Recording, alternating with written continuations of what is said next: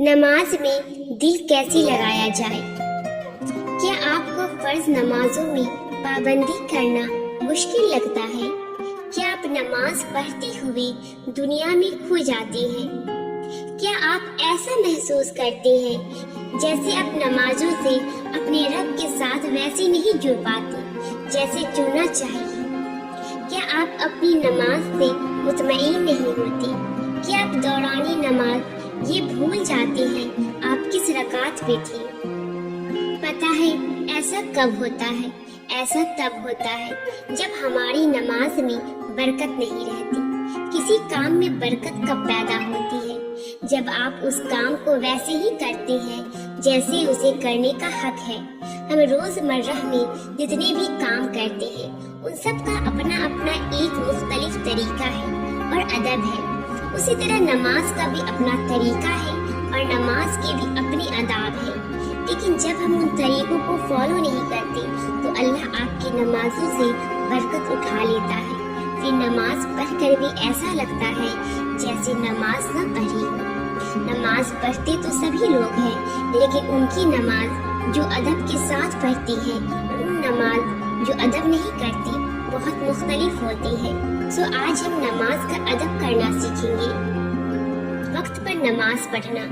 आप सब school, college या यूनिवर्सिटी तो जाते होंगे ना, तो फिर सोचिए कि क्या ऐसा वक्त हो सकता है कि आप रोज देर से कॉलेज जाएं जब कॉलेज का वक्त निकल चुका हो और सारे तलबा पढ़कर वापस जा चुके हो? तो क्या फाइनल पेपर में आप उन तलबा जितने मार्क्स ला सकते हैं?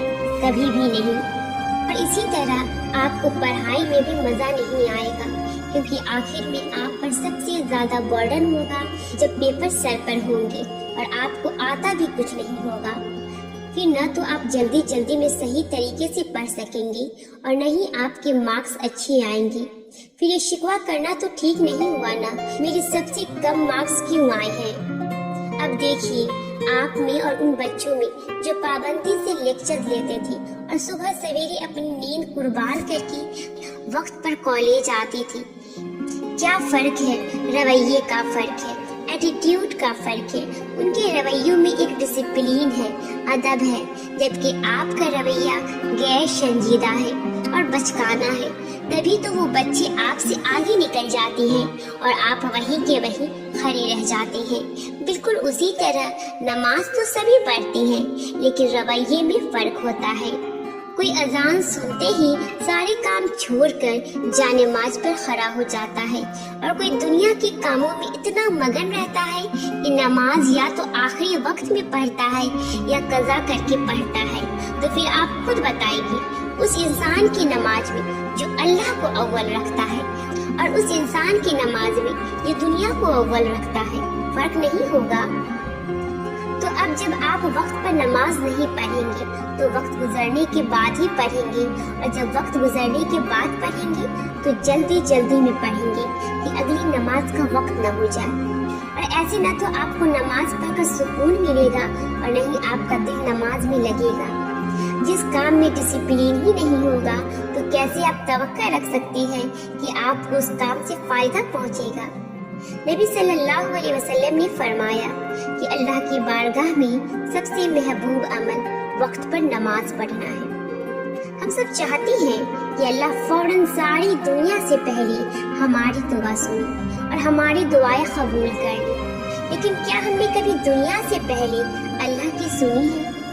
क्या हमने कभी दुनिया से पहले अल्लाह को रखा है? आप जो काम खुद नहीं करते वो काम जब अल्लाह न करे तो आपको गुस्सा क्यों आता है? अल्लाह ने तो हमें सारे तौर तरीके बता रखे हैं। अल्लाह ने हमें वक्त बता रखा है। ये तो हम हैं जो उस वक्त पर अल्लाह तक पहुंच ही नहीं पाते। अल्लाह रकातें नहीं देखता, अल्लाह तरीका देखता है कि मेरे किस बंदे ने किस तरह मुझसे मांगा है और किस तरह मुझे मनाया है। तो अगर आप चाहते हैं कि नमाज में आपका दिल लगे तो अजान होते ही फौरन उसे सारी काम छोड़कर जानेमाज पर खड़े हो जाया करें और ये ना भूला करें कि जिन कामों को आप अल्लाह के लिए छोड़कर अल्लाह की तरफ आते हैं ना, वो काम अल्लाह खुद पूरे करवाता है और उन कामों में अल्लाह खुद आपकी मदद करता है। सो अजान होते ही اللہ کے سامنے جھک جانا ہے آپ نے، پھر اللہ بھی آپ کے منہ سے دعائیں نکلتے ہی انہیں آپ کے حق میں بہتری سے قبول کر لے گا۔ سورہ النساء کی آیت نمبر 103 میں اللہ پاک فرماتے ہیں، یقیناً نماز فرض کی گئی ہے وقت کی پابندی کے ساتھ۔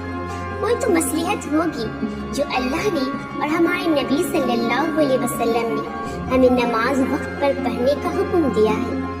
جب اذان ہوتی ہے نا تو شیطان کا پورا زور ہوتا ہے انسان نماز نہ پڑھے یا ادھر کے کاموں میں لگ جائے، اس لیے عین نماز کے وقت شیطان ہمارے ذہنوں میں وہ باتیں اور وہ خیالات بھی ڈالنے لگتا ہے جو ہمیں سالوں سے یاد ہی نہیں ہوتی۔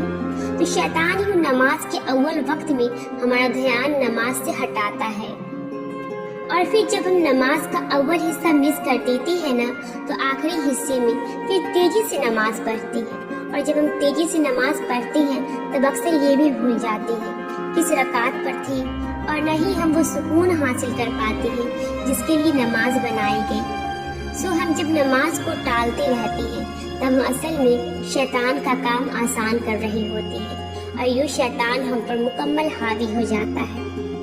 سورہ مریم کی آیت نمبر 59 میں اللہ پاک فرماتے ہیں، انہوں نے نمازیں ضائع کر دی اور نفسانی خواہشوں کے پیچھے پڑ گئے تو ان کا نقصان ان کے آگے آئے گا۔ یعنی ایسے لوگ جنہوں نے نماز چھوڑ دی یا نماز کے معاملے میں غفلت اور بے پرواہی سے کام لیا، انہوں نے اپنی نماز ضائع کر دی، یعنی نہ وہ نماز کا حق ادا کر سکی اور نہ ہی نماز انہیں کوئی فائدہ دے سکی۔ ایک مسلمان اور اس کے رب کے درمیان قائم ہونے والا رشتہ نماز کا ہے، عبادت کا ہے، تو اگر نماز ہی چھوڑ دی تو سارے رشتے تو یہی ترک کر دیے ہم نے۔ جب عملی تعلق ہی ختم ہو جائے پھر خیالی تعلق بھی ختم ہو جاتا ہے۔ جب سر ہی نہیں جھکے گا سجدے میں تو پھر ہاتھ چاہے لاکھ دفعہ بھی اٹھے کوئی فائدہ نہیں ہوتا۔ تو نماز کبھی بھی ترک نہیں کرنی اور کوشش کرنی ہے جب اللہ آپ کو آواز دے تو اس کے سننے والوں میں اور اس کے جانب بھاگ کر آنے والوں میں آپ بھی شامل ہوں۔